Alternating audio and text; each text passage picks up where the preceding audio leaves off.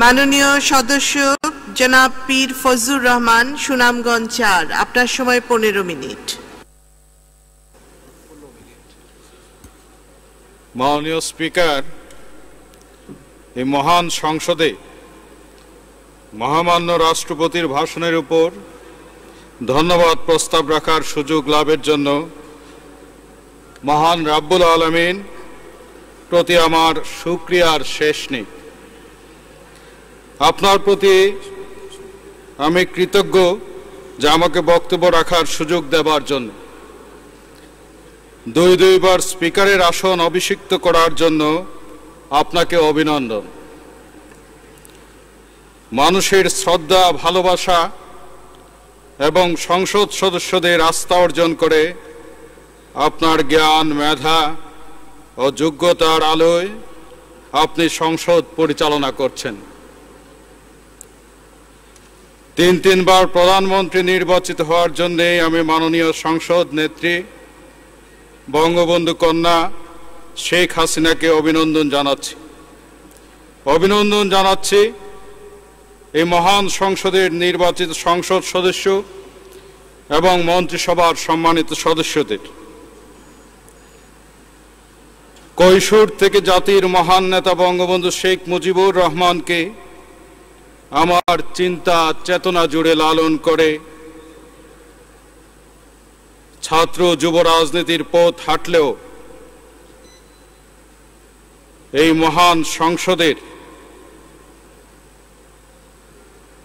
সদস্য নির্বাচিত হওয়ার সুযোগ করে দেওয়ার জন্য সাবেক রাষ্ট্রপতি, জাতীয় পার্টির চেয়ারম্যান হুসেইন মোহাম্মদ এরশাদ এবং এই মহান সংসদের বিরোধী দলীয় নেত্রী, আমাদের শ্রদ্ধাভাজন নেত্রী বেগম রওশন এরশাদ সহ জাতীয় পার্টির নেতাকর্মীদের প্রতি নিবেদন করছি আমার অন্তরের অন্তঃস্থল থেকে উঠে আসা গভীর কৃতজ্ঞতা।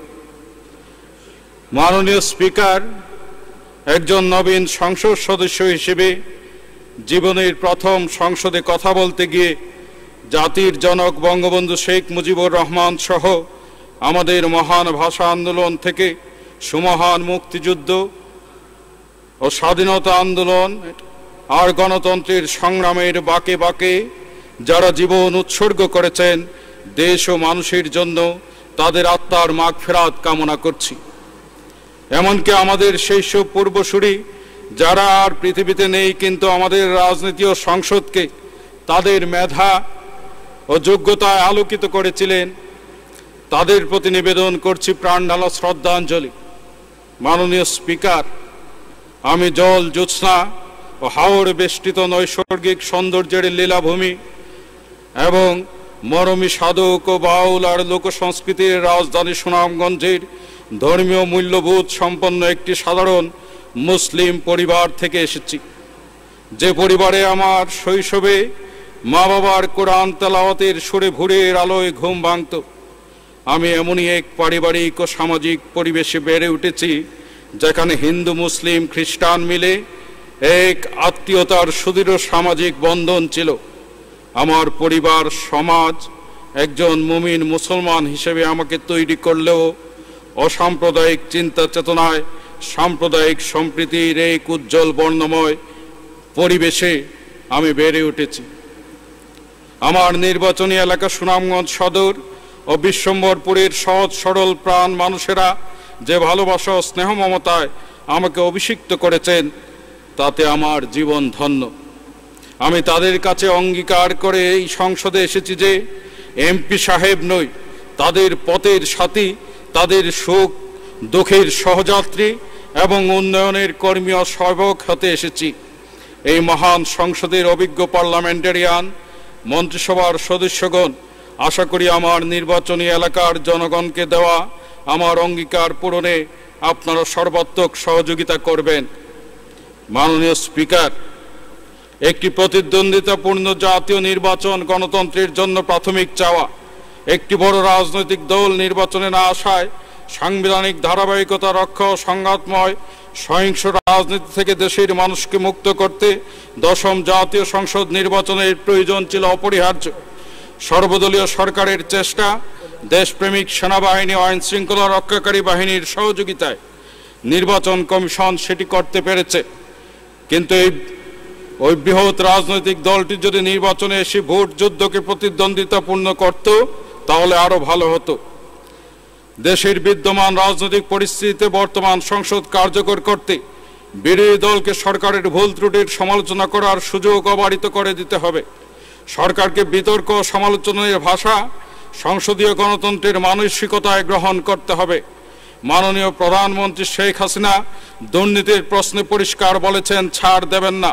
তার এই বক্তব্যকে সমর্থন করে স্মরণ করিয়ে দিতে চাই যে আধুনিক মালয়েশিয়ার জনক মাহাথির মোহাম্মদ আজকের প্রধানমন্ত্রী বিরোধী দলের নেত্রী থাকতে বলেছিলেন, আমার প্রথম 5 বছরের চেয়ে আপনার প্রথম 5 বছর অনেক উত্তম। কিন্তু আমরা কখনো নীতির পরিবর্তন করিনি আর দুর্নীতির লাগামকে জুড়ে সুড়ে টেনে ধরেছিলাম। মাননীয় স্পিকার, দেশের অনেক উন্নয়ন হয়েছে। আমাদের দৃশ্যমান অনেক উন্নয়নের মধ্যে ঢাকা শহরের উড়াল সেতু, আমাদের সমুদ্র বিজয়, জঙ্গিবাদ দমন সহ অনেক সাফল্য অর্জিত হয়েছে। কিন্তু মাননীয় স্পিকার, এই দেশে গত কয়েক দশকে দুর্নীতির সীমা বাড়তে বাড়তে তৃণমূল বিস্তৃত হয়েছে। কিন্তু দুঃখ বেদনার সঙ্গে বলতে হয়, জনগণের নির্বাচিত প্রতিনিধি, মন্ত্রী, এমপি থেকে ইউপি চেয়ারম্যান পর্যন্ত যারা ঘুম থেকে উঠে রাতে ঘুমানোর আগ পর্যন্ত মানুষকে সেবা দিয়ে থাকেন, তারা জেল খাটে নির্যাতিত হন, সমাজে প্রশ্নবিদ্ধ হন। কিন্তু অনেক সরকারি কর্মকর্তা কর্মচারীরা দাপটের সঙ্গে ক্ষমতা ভোগ করেনি, আলিশান ও বিলাসী জীবন যাপন ভোগ করেন, দেশ বিদেশে সম্পদ গড়ে ওঠে, কিন্তু তাদের কোনো জবাবদিহি করতে হয় না। দুদকে, আপনি ভালো করে জানেন মাননীয় স্পিকার, দুদকের আইনে সেই সব কর্মকর্তাদের বিরুদ্ধে মামলা আমলে নিতে হলে তাদের স্যাংশনের বিধান করে দেওয়া হয়, যদিও মহামান্য হাইকোর্ট সেটি স্থগিত করেছেন। মাননীয় স্পিকার, বিগত সরকারের আমলে ঘটে যাওয়া নজিরবিহীন শেয়ার কেলেঙ্কারির যন্ত্রণা মানুষ এখনো ভুলতে পারেনি। মধ্যবিত্ত, নিম্ন মধ্যবিত্ত পরিবারকেও শেয়ার কেলেঙ্কারি পথে বসিয়েছে। শেয়ার কেলেঙ্কারির সঙ্গে জড়িতরা খন্দকার ইব্রাহিম খালেদের তদন্তে চিহ্নিত হয়েছেন, কিন্তু তাদের বিরুদ্ধে কোনো ব্যবস্থা নেওয়া হয়নি। মাননীয় স্পিকার, আমাদের রাজনৈতিক নেতৃত্ব যুগে যুগে দেশ ও মানুষের জন্য ঐতিহাসিক ভূমিকা পালন করেছেন। আমাদের রাজনৈতিক নেতৃত্বের ঐতিহ্য, গৌরব, মর্যাদা, অহংকারের সেই ঐতিহ্যের পথে ফিরিয়ে আনতে হলে আজকে মহান সংসদের সামনের সারিতে যারা আমাদের জাতীয় নেতৃবৃন্দ বসেন, সেই সমস্ত শ্রদ্ধাভাজন নেতৃবৃন্দকেই দায়িত্ব নিতে হবে। রাজনীতিবিদদের প্রতি মানুষের শ্রদ্ধা সম্মান এখন কোন তলানিতে তা উপলব্ধি করে সমস্যা সংকট চিহ্নিত করে তাদেরকেই সমাধান করতে হবে। দুনিয়া জুড়ে দেশ ও সমাজ এগিয়ে যায় রাজনীতিবিদদের মেধা, মননশীলতা, প্রাজ্ঞ নেতৃত্বের মহিমায়। আমাদের প্রজন্ম এগিয়ে যেতে চায়। মাননীয় স্পিকার, স্বাধীনতার 43 বছর পরও আমরা যে রাজনৈতিক পরিস্থিতি ও সংকটের মুখোমুখি, তা হওয়ার কথা ছিল না। স্বাধীনতা উত্তরকাল থেকে যখন যারা ক্ষমতায় এসেছেন তারা সবাই কম বেশি দেশকে এগিয়ে নিতে ভূমিকা রেখেছেন। তেমনি দেশ পিছিয়ে থাকার কারণে তাদের নামের সঙ্গে ব্যর্থতার দায়টুকু জড়িয়ে রয়েছে। কেউ কেউ আমাদের জাতীয় জীবনে ইতিহাসের দায়ে খুনি মীর জাফর বিশ্বাসঘাতক হিসেবেও চিহ্নিত। মাননীয় স্পিকার, বিশ্বায়নের এই যুগে দেশে দেশে প্রযুক্তি নির্ভর যে উন্নয়ন কর্মযজ্ঞ চলছে, তাতে সরকার ও প্রশাসনের হাতের মুঠোয় সব ক্ষমতা কুক্ষিগত করে রাখলে দেশ অগ্রসর হবে না। প্রশাসনের রন্ধ্রে রন্ধ্রে দুর্নীতি মশার মতো গুনগুন করে। মাননীয় স্পিকার, টেবিলে টেবিলে ফাইল আটকে থাকে। এই ক্ষেত্রে বেসরকারি খাতকে অগ্রাধিকার দিয়ে সরকারের কাছে নীতিমালা প্রণয়ন ও মনিটরিংয়ের ক্ষমতা রেখে বেসরকারি খাতকে উৎসাহিত করতে হবে। দুর্নীতি, দলীয়করণ, স্বজনপ্রীতির ঊর্ধ্বে আইন বিধিবিধান বলে রাষ্ট্র পরিচালনায় মেধা ও যোগ্যতাকে প্রাধান্য দিতে হবে। অর্থনীতিকে সুশৃঙ্খল অবস্থায় রাখতে সরকারকে ব্যবসা বান্ধব হিসেবে, রাজনীতিকে ব্যবসা বান্ধব হিসেবে, কূটনীতিকে উন্নয়নের পথে হাঁটাতে হবে। রাজনৈতিক বিরোধ সংঘাত কমিয়ে আনার সময় এখন দরজায় কড়া নাড়ছে। রাজনীতিতে বিদেশিদের নাক গলানো বন্ধ করতে জাতীয়তাবাদী চেতনায় উদার মনোভাব নিয়ে আলাপ আলোচনার মাধ্যমে সংকট সমাধানে সমঝোতায় পৌঁছাতে সব পক্ষকে ছাড় দেওয়ার মানসিকতা দিতে হবে। মাননীয় স্পিকার, আমাদের রাজনৈতিক ইতিহাসে জাতির মহান নেতা বঙ্গবন্ধু শেখ মুজিবুর রহমানের উচ্চতা হিমালয়ের মতো, তার সঙ্গে কারো তুলনা চলে না মাননীয় স্পিকার। কিন্তু ইতিহাস স্রোতস্বিনী নদীর মতো, একে প্রকৃতির নিয়মে সত্য ধারণ করে তার মতো চলতে না দিলে ইতিহাস কাউকেই ক্ষমা করবে না। কাজেই ইতিহাসের গতিপথ হয়ে যাবে বন্যা নদীর মতো। তাই আমাদের মজলুম জননেতা মৌলানা আব্দুল হামিদ খান ভাসানী, গণতন্ত্রের মানসপুত্র হোসেন সোহরাওয়ার্দী, বাংলাদেশ সরকারের প্রথম প্রধানমন্ত্রী শহীদ তাজউদ্দিন আহমেদ, মুজিবনগর সরকারের উপদেষ্টা অধ্যাপক মুজাফফর আহমদ, কমরেড মনি সিং, মুক্তিযুদ্ধের বীর সেনাপতি জেনারেল আতাউল গনি উসমানী, মুজিব বাহিনীর 4 প্রধান সহ সকল স্বাধীনতা সংগ্রামী রাজনীতিবিদ, মুক্তিযুদ্ধের খেতাবপ্রাপ্ত সেক্টর কমান্ডারদের যার যতটুকু প্রাপ্য সম্মান দলীয় সংকীর্ণতার ঊর্ধ্বে উঠে তা বুঝিয়ে দিতে হবে। মাননীয় স্পিকার, শিক্ষাঙ্গনে ছাত্র রাজনীতির নামে আজ স্ট্যান্ডার্ডবাদ, অস্ত্রবাজদের চরম নৈরাজ্য আর চর দখলের লড়াই চলছে। বিশ্ববিদ্যালয়ে প্রশাসন ও শিক্ষকরা ছাত্রছাত্রীদের লেখাপড়া নির্বিঘ্ন রাখার চেয়ে, মেধা মাননশীলতার বিকাশ ঘটানোর চেয়ে নিজেরা দলীয় রাজনীতিতে ডুবে গেছেন।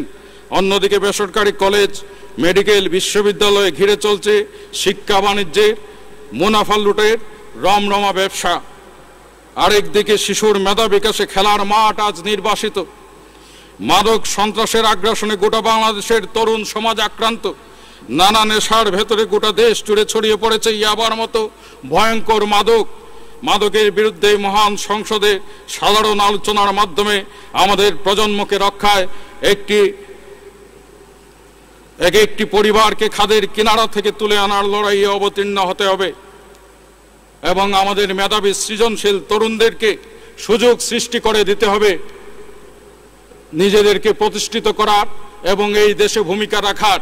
কারণ বিল গেটস কোনো রাজা বাদশার সন্তান ছিলেন না, তিনি তার মেধা এবং সৃজনশীলতা দিয়েই আজকে বিশ্বের এই পর্যায়ে এসছেন। কাজেই আমাদের মেধাবী তরুণ সৃজনশীলদেরকেও সেই সুযোগ করে দিতে হবে। মাননীয় স্পিকার, আমি যে নির্বাচনী এলাকা থেকে এসেছি সেখানে আমার পূর্বসূরি হিসেবে প্রতিনিধিত্ব করেছেন মুক্তিযুদ্ধের মহান সংগঠক দেওয়ান ওবায়দুর রেজা চৌধুরী, গণমানুষের নেতা আব্দুল জহুর, বঙ্গভবন থেকে খুনি মুস্তাককে উৎখাতে সাহসী ভূমিকা রাখা সাবেক মন্ত্রী মেজর অবসরপ্রাপ্ত ইকবাল হোসেন চৌধুরী ও তার সহধর্মিনী বেগম মমতাজ ইকবাল। পৌরসভায় 3 বারের নন্দিত চেয়ারম্যান ছিলেন কবি মমিনুল মজদিন। মুক্তিযুদ্ধের সাহসী সংগঠক ছিলেন হুসেন বক। গরিবের অধিকার আদায়ের নেতা ছিলেন আলফাত মুক্তার। ক্রীড়াঙ্গনের অসাধারণ সংগঠক ছিলেন হুমায়ুন কবির জাহানুর। জাতীয় রাজনীতির বাইরে স্থানীয় ইস্যুতে রাজপথে আমি তাদের অনেকের কর্মী ছিলাম। আমি তাদের কবর জিয়ারত করে নির্বাচনী প্রচারণায় নেমেছিলাম। আমি বলেছিলাম 20 বছরের ওকালতি জীবনে আমার কোনো অগ্রজ অনুজ বন্ধু আইনজীবী বলতে পারবেন না যে আদালত পাড়ায় বা তার বাইরে কোনো অনৈতিক দুর্নীতি আমাকে জড়িয়েছে। মাননীয় স্পিকার, আমি যখন পেশার টানে রোজ সকালে আদালতের উদ্দেশ্যে বাড়ি থেকে বের হতাম, বারান্দায় বসা আমার মুমিন মুসলমান পিতা আল্লাহর দরবারে হাত তুলে বলতেন, হে আল্লাহ রাব্বুল আলামিন, আমার ছেলেকে হালাল তরিকায় রোজগারের ব্যবস্থা করে দিও। মাননীয় স্পিকার, এই মহান সংসদে দাঁড়িয়ে আমি বলতে চাই, আমি আমার কোনো কর্মী স্বজনের জন্য স্থানীয় প্রশাসন থেকে কোনো মন্ত্রণালয়ে কোনো অন্যায় আবদার নিয়ে যাব না। আমার পরিবার বা নিজের অর্থনৈতিক লাভের জন্য অনৈতিক তদবিরের পথে হাঁটব না। কিন্তু আমার নির্বাচনী এলাকার উন্নয়নের জন্য আমি সবার দুয়ারে দুয়ারে যাব। মাননীয় স্পিকার, আপনারা আমাকে সহযোগিতা করবেন। আর স্থানীয় প্রশাসন বা সরকারি দলের কেউ যদি সুনামগঞ্জের কোনো ব্যবসায়ী বা নিরীহ মানুষের উপর জুলুম করেন, সেখানে আমি এলাকার জনগণ নিয়ে প্রতিরোধ করতে রুখে দাঁড়াতে দ্বিধাবোধ করব না। মাননীয় স্পিকার, মাননীয় প্রধানমন্ত্রী বলেছিলেন গোপালগঞ্জের উন্নয়ন হলে সুনামগঞ্জের উন্নয়ন হবে। মাননীয় স্পিকার, সুনামগঞ্জের 24 লক্ষ মানুষের স্বাস্থ্য সেবার আশ্রয়স্থল সুনামগঞ্জ সদর হাসপাতাল, সেখানে হৃদরোগের প্রাথমিক চিকিৎসা একটা ইসিজি পর্যন্ত সম্ভব হয় না। জেলা সদরে ইসিজি মেশিন নেই, ডাক্তার নেই। যেখানে 63 জন ডাক্তার থাকার কথা সেখানে আছেন 12 জন, 184 জন সিনিয়র স্টাফ। মাননীয় সদস্য, আপনার সময় শেষ হয়েছে, 2 মিনিটে শেষ করুন। প্রথমবার দাঁড়িয়েছে, একটু সময় দেন, আমি শুধু এলাকার 2-1টি কথা বলবো। মাননীয় স্পিকার, 2 মিনিটে শেষ করুন। মাননীয় স্পিকার, হাসপাতালে এই করুণ অবস্থা। মাননীয় স্পিকার, আমাদের 4টি উপজেলার সাথে সড়কের সংযোগ রক্ষাকারী যে সুরমা নদীর উপরে ব্রিজ হওয়ার কথা, সেই ব্রিজের কাজটি দীর্ঘদিন থেকে বন্ধ। সেই ব্রিজের নির্মাণ কাজটি হলে 4টি উপজেলা সদরের সাথে সুনামগঞ্জের সড়ক যোগাযোগ সম্ভব হতো। মাননীয় স্পিকার, আমাদের নদীগুলো ভরাট হয়ে যাচ্ছে। মাননীয় স্পিকার, মাননীয় প্রধানমন্ত্রী সুনামগঞ্জে গিয়েছিলেন মাননীয় কৃষিমন্ত্রীকে নিয়ে। সেখানে মানুষ দাবি তুলেছিল ক্যাপিটাল রেজিং এর মাধ্যমে আমাদের এই ভরাট নদীগুলোকে নাব্যতা ফিরিয়ে এনে আমাদের যে হাওরের জীব বৈচিত্র্য এবং মৎস্য সম্পদ রক্ষার জন্য আমি এই মহান সংসদে দাঁড়িয়ে আমাদের সেই নদীগুলোর ক্যাপিটাল রেজিং দাবি করি। মাননীয় স্পিকার, মাননীয় স্পিকার, আমাদের রাজনৈতিক পূর্বসূরিদের বিলাসিতার জীবন ছিল না, বিত্ত বৈভব, বাড়ি গাড়ি, টাকা পয়সার জৌলুস ছিল না। এই ঐতিহ্যের স্মারক হিসেবে ধানমন্ডির 32 নম্বর বাড়িটি সৎ রাজনীতির প্রতীক হয়ে এখনো শোভা পাচ্ছে। এই বাড়িতে প্রবেশ করলে দেশের অনেকের জন্য করুণা হয়, লজ্জা হয়, কিন্তু আমরা লজ্জিত হতে চাই না। আমরা ঐতিহ্যের উত্তরাধিকারিত্ব নিয়ে গৌরবের পথে হাঁটতে চাই, দেশ ও মানুষের কল্যাণের রাজনীতি করতে চাই। মাননীয় স্পিকার, আমাকে সময় দেওয়ার জন্য আপনাকে অসংখ্য ধন্যবাদ এবং কৃতজ্ঞতা জানিয়ে আমি আবারও সুনামগঞ্জ বিশ্বমপুরের মানুষের প্রতি আমার গভীর কৃতজ্ঞতা এবং শ্রদ্ধা জানিয়ে আমি আমার বক্তব্য শেষ করছি। মাননীয় স্পিকার, আপনাকে ধন্যবাদ। ধন্যবাদ মাননীয় সদস্য। মাননীয় সদস্য মেজর অবসরপ্রাপ্ত রফিকুল ইসলাম বীর উত্তম, আপনার সময় 15 মিনিট।